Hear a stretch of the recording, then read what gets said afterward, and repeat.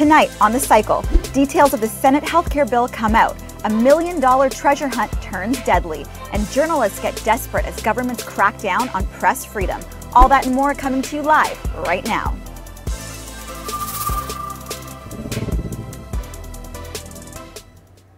Welcome to The Cycle. I'm Jacques Slade. And I'm Aaliyah Jasmine. The summer's most anticipated release is finally here. That's right. Mitch MC McConnell dropped the Senate health care bill.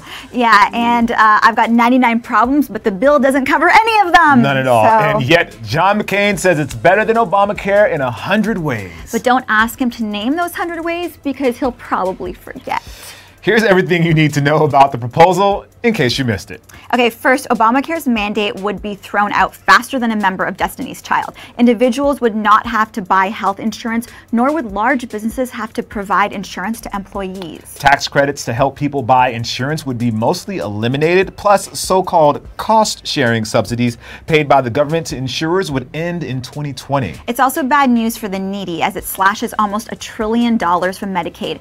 Oh, and sorry, women, it stops Planned Parenthood funding for a year. The question on everyone's mind, though, will it pass? The Republicans need 50 of their 52 members to vote yes, but 4 GOP senators have already come out against the bill. That group, which includes Rand Paul and Ted Cruz, feels the bill doesn't go far enough in repealing the ACA. So they're kind of like right, but for the wrong reasons? Yeah, plus some moderate Republicans like Nevada's Dean Heller and Alaska's Lisa Murkowski might also vote no. Now, we won't have all the horrifying numbers and statistics until the Congressional Budget Office scores the bill next week. On top of that, there will be negotiations in the Senate and the House. Yeah, but Senate Majority Leader Mitch McConnell wants to get a vote as soon as possible, and so about 60 disabled protesters, many in wheelchairs and on respirators, gathered outside McConnell's office today early. Take a look at this video. Capitol Police arrested about 40 of them, dragging some of them across the floor. Wow. Look at that. It's unbelievable. This just makes me wonder what will happen to prescription drug prices. What? Why is that? Because it must cost a fortune for the pills that help Mitch McConnell sleep at night. I got you. The uppercut. He deserves it. He deserves it. And if that has left you wondering who actually benefits from this bill, well, taxpayers earning over $200,000 annually will save a total of about $350 billion over the next 10 years. Yeah, it's going to be easy to get lost in the flood of stories over the next week that cover each little detail of the bill. But if you only understand one thing about this entire issue, it's this. Republicans are trying to dramatically cut healthcare benefits so they can fund a tax cut for the rich. That's the big headline. Don't let any of the noise let you forget that. And that's in case you missed it. Okay, what do 24 million Americans under the GOP healthcare plan and these next several news stories have in common? They're not getting any coverage that they deserve. I tried to, I lost a little bit. Okay, here's Below the Fold. All right, a 17-year-old boy was killed by a stray bullet fired by Los Angeles County Sheriff's Department deputies last night. The deputies were attempting to shoot a pit bull that was charging them when one bullet apparently ricocheted off the ground and struck the boy. Yeah, the Sheriff's Department's policies allow deputies to shoot animals if they reasonably believe that their lives are in danger. And one of the deputies had already been bitten by the dog by the time they opened fire. All right, next up. Here's a story we've gotten pretty familiar with. Federal agents showed up at an immigrant's house and took him to jail to be deported. But there's one important difference. The man's name is John Cunningham. He's from Ireland and has been living in the Boston area for the past 18 years. A columnist for the Boston Globe wrote a scathing article titled, "If John Cunningham is not safe, no one is safe." He criticized the injustice of deporting Cunningham, a tax-paying business owner and family man. I have an alternate title for the column. It could be called, "Wait, if this can happen to white people, suddenly I'm not okay with it." Yep, pretty much. Moving on. All right, wait. If it happens to whites, then it ain't right. That's a better one. Yep, yeah. I like that. That's a better one for sure. Yeah. Okay, moving on. A real life story that sounds like something out of Hollywood. It features a cryptic set of clues and a winding quest for buried treasure. Yeah, it just needs a bad Nicolas Cage hairpiece, and we'd have National Treasure 3 on our hands. Okay, but this is turning out to not be nearly as fun as you would probably imagine. So, an art dealer named Forrest Finn announced his memoir that he'd buried $2 million in gold in the Rocky Mountains. A poem in the book contains clues to the treasure's location, and thousands of people have taken up the task of finding the booty. But the problem is, this isn't the movies, and on Sunday, the body of a pastor from Colorado was found. His family says he was out looking for the treasure. This is the second death related to the quest in a little over a year. The body of another man was found in the Rio Grande River. Police have asked Finn to call off the hunt, but he shot back. If someone drowns in the swimming pool, we shouldn't drain the pool.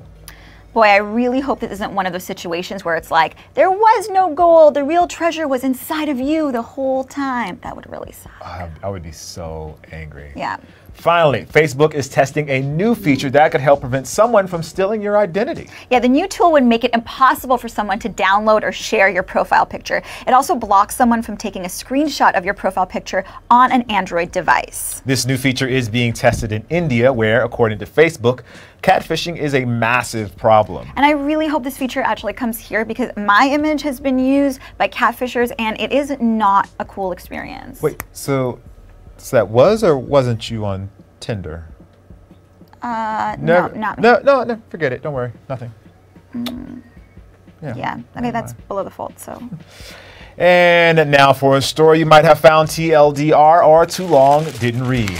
Okay, tonight we are discussing this story from the New York Times. It's called When Helicopter Parents Hover Even at Work. The story opens with a focus on LeVar Ball, who just became a problem for the people of Los Angeles when his son Lonzo was selected by the Lakers in the NBA draft. LeVar has gotten a lot of attention for his crazy statements and this intense way he manages his son's career. But he isn't the only parent that's playing an active role in his child's professional life. For some millennials, the umbilical cord stretches all the way to the office.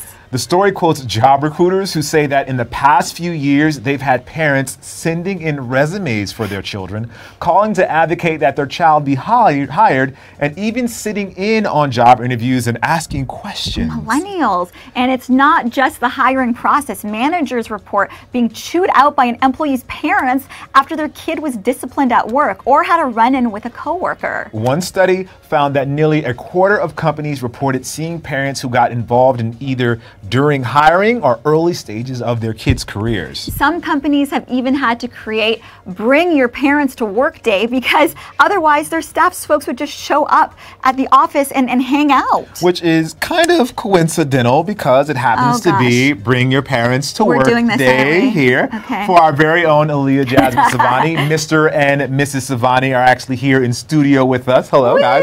Welcome. Thank you for coming. They wanted to come and support their daughter at work and help her negotiate a raise, basically. Hi, Mom and Dad. Okay, in the shadows of the darkness of our studio, my mom and dad linger. Okay, that's embarrassing. Earlier today, the White House held a press briefing, but we don't have footage of that to show you because there were no cameras allowed. Here's the feed from CNN of Sarah Huckabee Sanders walking to the podium, and then boom, the cameras just shut off. They even tried to tell reporters that they wouldn't be allowed to report, to do their job about there not being any video allowed. Yeah, reportedly, right? Reportedly, yeah. Today, they were obviously ducking questions about the Senate healthcare cuts, but this is all part of a trend within the White House to cut off the ability of news organizations to follow what they're doing. The president hasn't given a press conference in more than 4 months. Briefings are becoming more and more rare. Republicans even briefly tried to ban cameras from the Senate building. Yeah, not to mention reporters being arrested for asking questions like in West Virginia, or getting body slammed by congressional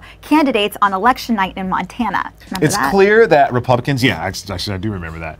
It's clear, that's when I did my Hulk Hogan impression. It's clear that Republicans... For everyone watching this on Facebook, please scroll down just to see this Hulk Hogan impression. It was impressive. But we digress. All right, it's clear that Republicans see the media as their enemy, and you know what? They're kind of right. This administration, well, they survive on misinformation and at times outright lies. Anyone who highlights the truth, well, they could become a threat.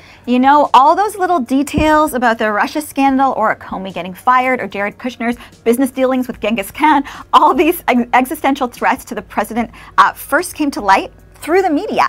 The whole reason we know about the details of the Senate's healthcare cut today is because of reporters working their asses off to tell you what's in it. Yeah, that's right. Look, it's become really easy to make fun of journalists and blame the media for the state of the country. And that's fair. A lot of the news coverage out there is genuinely embarrassing. But when good reporters get locked out with the bad ones, it's all of us that suffer. Yeah, and the suppression of journalists isn't just happening here in America. Reporters are being jailed in Turkey. The Mexican government was just accused of illegally spying on some of the country's most prominent journalists. In Venezuela government, censorship has gotten so bad that the news has to be broadcast from a moving bus so they don't get shut down. That's unbelievable. So we should all just fact check everything, read reputable newspapers, follow good reporters on social media, support the journalists that autocratic regimes are targeting.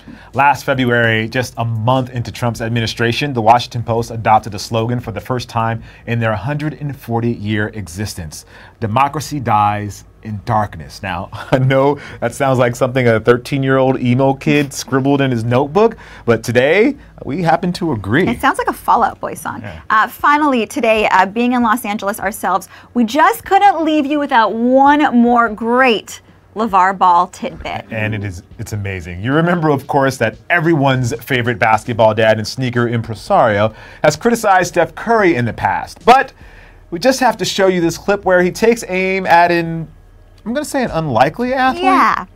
Well, you know I'm better than Greg Louganis, right? And I've been working on my tool. You know who Greg Louganis is? Absolutely. Yes. I know I can beat him diving back in my heyday. No. Yes. Why would you? Man, I had a 3.5 N-word that nobody can touch. Really? Yes. I used to do this stuff all at the public pools. Greg Louganis won like gold medals. You know it, man. And if we could have dove back in the day with them bigger shorts on, I think I would have been a diver. I just can't wear them little shorts. So he's a better athlete than Michael Jordan and an Olympic diver. That's wow. I guess so. The Lakers haven't had to deal with an egomaniac like that since, well, I guess just since Kobe retired recently. I'm sorry, did you say Kobe? There will be no Kobe slander on this show. Huge Lakers fan. This is a news show. I just did it, so. All right, well, that's going to be the cycle for today. We'll see you guys next week. Make sure you follow us at The Cycle Live. Have a great weekend. That's Kobe, so Kobe. inappropriate. That's Kobe, really Kobe, inappropriate. Kobe. We want to be professional. Make sure to follow us at The Cycle Live on Twitter and Instagram. And like, share, subscribe to us on YouTube and Facebook, all that good stuff at The Cycle Live.